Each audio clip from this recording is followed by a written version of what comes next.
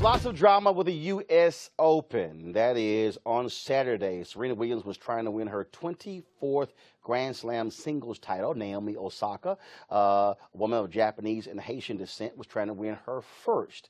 Serena lost the first set 6-2. Then all of a sudden she almost could have gone up 4-1. But then, of course, she was up 3-2. Then she was 3-3. Then she went down 4-3. Then the umpire gave a game to Osaka because Serena kept badgering him. That set off everything at the U.S. Open. Osaka went on to win in 2 sets, but no one's talking about her. It's still about Serena. Now, Serena says she was standing up for her rights as a person and as a woman, but folks were divided about whether she deserved the punishment. This is what tennis great Billie Jean King wrote in the Washington Post. Quote, Did Ramos treat Williams differently than male players have been treated? I think he did. Women are treated differently in most arenas of life. This is especially true for women of color. Ultimately, a woman was penalized for standing up for herself. A woman faced down sexism, and the match went on. Another tennis great, Martina Navratilova, wrote this in the New York Times, quote, Serena has part of it right. There is a huge double standard for women when it comes to how bad behavior is punished, and not just in tennis. But in her protest against an umpire during the United States Open final on Saturday, she also got part of it wrong. I don't believe it's a good idea to apply standard of if men can get away with it, women should be able to as well. Now, the controversy went on all day. Mary Carrillo of CBS Sports, who's also a tennis commentator, said this on MSNBC this morning. This guy is a very, very respected chair umpire, Stephanie. He has been doing it for decades. He has been doing big matches for decades. This is not Andy Griffith and Mayberry letting, Otis, the town drunk, let himself in and out of the prison cell. This is not who that guy is. Serena should have known that. Look, at her very best, and she is often at her very best, I respect and admire Serena beyond measure. She is so powerful. She's an important voice. She's a ferocious competitor, but at her very worst, as she was on this night, she acts like a bully. Now on ESPN's First Take, Stephen A. Smith weighed in as well. Serena Williams is the GOAT. I'm on the record saying last week that if she were not a woman, if she were a man, she'd be recognized as the GOAT. And as a black man, I'm incredibly proud of her accomplishments and how her and her sisters have conducted themselves and the level of adversity that they've had to deal with in the world of tennis and beyond. They are role models extraordinaires. But as we talk about this specific incident in question, Serena Williams was wrong. Somebody has to say it, so I will. The reality is that this referee, when Serena Williams brought the issue of gender and sexism into the argument, that's when she lost. Vanessa DeLuca, former editor-in-chief of Essence Magazine, wrote a piece in the Washington Post. I want to chat with her right now. Vanessa, how you doing? Doing great. All right, Vanessa, so you make the argument that what Serena experienced on Saturday is what black women deal with all of the time. Explain that. What I was really saying is that whenever a black woman decides to speak up and defend her integrity, it's automatically seen as a threat. It's automatically seen as something that she's an angry black woman, that she's being too emotional. And I don't believe that was what was the situation that was happening with Serena. And so what was the case? I mean, do you believe that she reacted too emotionally? Do you believe that she was out of bounds, that she should have dealt with it later? Because in the moment, she was in a match. The coach later admitted what he did was wrong. When she slammed the racket, that also is known in tennis is going to be a point. So she knows already you're down 2 points. You get one more infraction, you lose a game. I think that her response, her reaction was a very human reaction, especially for black women, when you're constantly being told that if you defend yourself, if you defend your integrity, and that's what this really is about. It's about someone saying or trying to imply that you would cheat and that you would do anything to win, that you're looking for an unfair advantage. That's not the case here. That wasn't the case here. She was not watching her coach, and even but she still had the right to say what she had to say. But Vanessa, was being understood. but Vanessa, in this case here, he never said you cheated. What he said was your coach was giving a signal that's against the rules. She said, I don't cheat. It doesn't matter, according to the rules, it doesn't matter if she doesn't see him. If the coach is spotted giving directions, giving instruction, that's against the rules. And so even the exchange, she never did. But even when you went beyond that, the second infraction, she was still angered by the first infraction. And the third one, she was still angered by the first one. And so, according all the tennis folks say, the rules were followed. He was within his right. And here's first of all, he was in his right in that she should have handled the situation better. What say you? I missed a part of what you were saying, Roland. But what I'm trying to say, and what I think people are missing, is that now it's being characterized with language that's saying she was, that she was being a bully, that it was an outburst, that all this language that's wrapped around this is now making it appear that she was not justified in her opinion. She was trying to defend herself because her integrity matters to her. This is a woman who's won 23 Grand Slam singles titles. She clearly knows the rules of tennis. She clearly knows the rules and regulations. In this particular instance, something was triggered. And I believe that it's something that Black women go through in everyday life, this feeling that if you speak up for yourself, you're going to be penalized for it. And that's what happened here. All right, Vanessa DeLuca, we appreciate it. Thank you so very much. I want to bring in my panel now. Of course, still with us is Avis Jones-DeWeaver. Joining us is Republican strategist Rena Shabarara and also Eugene Craig, CEO of the Eugene Craig Organization. Rena, I want to start with you. And so I want to get your perspective on this because, again, when you look at what happened, this thing, first of all, let me say this here. It's unfortunate that we're not talking about Naomi Osaka, who had an incredible performance. And let's just be real clear. She was beating the brakes off Serena Williams, okay? I watched the whole match. She beat her 6-2 in the first set. She could have gone down 4-1. She fought back to 3-2, tied at 3-3, went up 4-3. I mean, Serena couldn't handle anything she threw at her. And so Osaka really, and even after she won, the booing that took place at the award presentation, Serena had to tell the crowd, no more booing, please. So it's unfortunate that this is overshadowing Osaka's first Grand Slam win, and what that means to the Japanese and the Haitian people, okay? Because people keep talking about she's Japanese. No, as she made it clear, she's Japanese and Haitian. But just your thoughts in terms of how this story is playing out, what people had to say about Serena. Your thoughts.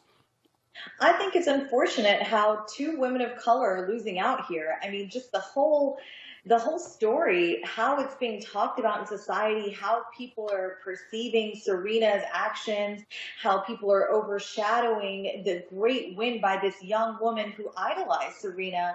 It's all really terrible, and all it leads to is two really competent, accomplished, strong women of color completely just losing their story, losing their moments of glory.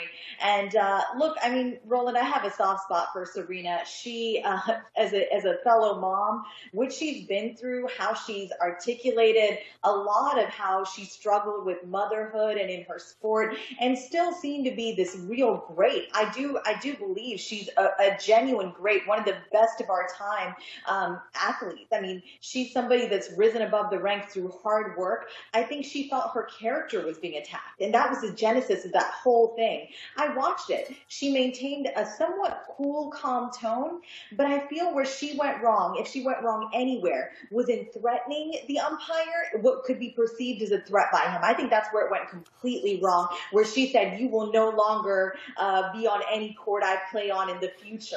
And I think that was probably where it went really downhill from there. Eugene, watching the whole thing was painful. Eugene Craig. Yeah, I agree 100%, Raina. The thing is this, when you tell someone that, hey, I'm going to dock your point because, I perceive you to be cheating. I mean, the thing is this. No, hold on. Hold on, Eugene. Let's stay factual. He did not perceive her to be cheating. What he said was, your coach. That's how she perceived it. No. But her perception, is not what happened. What I'm saying is that the umpire said, and I watched the whole deal. He said, you're being docked because your coach was giving instructions. The coach later admitted that that's exactly what he was doing. So the umpire never said you were cheating. The umpire said your coach was giving instruction. It's against the rules. You're being docked. Go ahead. And she took that as him saying that she was cheating. I mean, her argument, her statements, her arguments were that, hey, I don't have to cheat. I'd rather lose. And the thing is that, my issue, I understand the rules are the rules, but the thing is, it's the issue of equal justice. It's the issue of, hey, this is how you're going to apply the rules, you have to apply them fairly across the board. I've seen reports that this particular umpire has let men get away with all type of infractions without docking them. Not saying it's the strongest argument, but what I am saying is that, if you're going to apply the rules, you have to apply them fairly across the board. All right, Avis, your thoughts? Because this thing is, first of all, it's crazy how this thing is still just going on and on and on and on. Well, as a black woman, I'm getting angry just sitting here, and I feel like I'm fully within my right to be angry because as human beings, we are allowed the full range of emotions, including anger. And if you want to get somebody angry, the first thing that you would do is impugn their character. Let's put this into a broader context. No tennis player in the whole circuit has been drug tested more than Serena Williams. She has been specifically and uniquely targeted by this organization for years. No one else has faced the level of racism and sexism that she has faced ever since she was a child throughout this organization. And at the same time, you have a Maria Sharapova who was just someone who got in drug infraction. She was doping up in order to try to compete. And was suspended for a whole year. Suspended for a whole year, but she's been brought back. She has been brought back ahead of time. Yes, she has been. She's supposed to be suspended for 15 months. She was supposed to be suspended for 15 months, but specific tournaments have decided to let her in under the wild card rule, which is before her 15-month infraction is over. They are bending the rules for some people, even though she is a known cheater. And to have Serena here as someone who has fought all her time, I feel like almost out of color purple, I have fought all my life to be treated with respect. And everyone knows that she is the best player. She is really the only reason why a lot of people even watch tennis. The amount of money that she has put into this organization over the years has been incredible. And so to have this man sit there and impugn her character, and then to have other people sit here. But hold on, I got to ask you. Hold up. How did he impugn her character? Because, I'm telling you, because I agree with Eugene here, she was seeing this as, you are saying I'm a cheater. No. She was seeing that. No. I need you to answer my question. Her seeing it as that way, but how did he impugn her character if her coach was coaching, he was busted, and the umpire handed an infraction? And the coach admitted. The coach said, yes, I was coaching. He said all the coaches do it. I have seen other articles by the New York Times that have shown other tennis matches where other coaches have been seen to show that, and not all of them have had those sort of those points taken away from them. So what I'm saying is that you are not applying the rules consistently, right? Hold up. And you're definitely not. But not let me just say this. Hold on, Avis. Not applying the rules consistently is different from impugning character. In her argument, she said that men have said different things and have not been penalized like women have. That wasn't even the point. No. That's the point she made. That was the second point I was going to. Right. She did make that point. But I'm saying they're not even implementing the rule consistently as it relates to the hand signals by coaches in the stands. Well, because she was penalized, and Billie Jean King also said it needs to be fixed. Chris Everett also said the same thing. Here's the thing for me. Looking at this in terms of what took place, was the coach coaching? Yes. The second infraction, slamming the racket, point taken away. The third one, his discretion and give a game. Right. Here's what I thought the umpire should have done, Rena. What the umpire should have done. The umpire should have said, Ms. Williams, you have 2 infractions against you. If you continue to berate the umpire and I issue a 3rd one, you're going to lose a game. He never did that. Now, I've seen in other sports, and first of all, this was not a first-round competition. This was the finals of the U.S. Open, okay? I've seen in the NBA where a Michael Jordan or LeBron James or Kobe Bryant, they might be in a Game 5, Game 6, Game 7, and the ref is going, you might want to chill out. You already got 1 technical foul. You don't want to get thrown out. I've seen in baseball, they give them leeway. I just simply felt in this case, the umpire should have had a little bit more thicker skin, and he never said, Ms. Williams, you already have 2 infractions.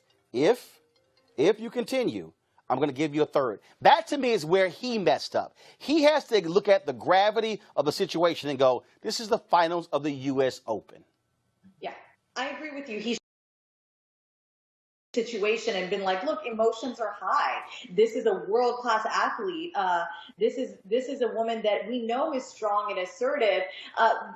But look, it wasn't his duty either. I do understand that deep feeling because look, my personality is the same as Serena's. If I feel I'm wronged, I'm going to continue and let you know why I think you're wronging me. And I may say something like calling you a thief, which is not cursing, which is what a lot of men have done in the past, right? But the naysayers are going to say he had no duty to stop Miss Williams. He just let her continue, and he let her sort of dig her own grave so that she did call him a thief. What started out as something sort of small, her feeling like her character was being attacked by being accused of being coached in a very high-stakes situation.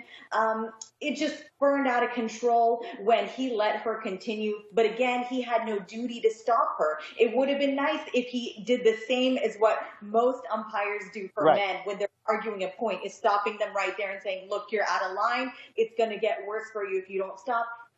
He just let her continue to dig her own grave. But again, Roland, I liked her tone of voice.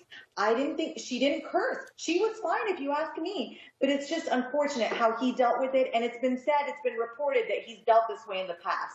Right. And so, again, first play, gold badge judge as well.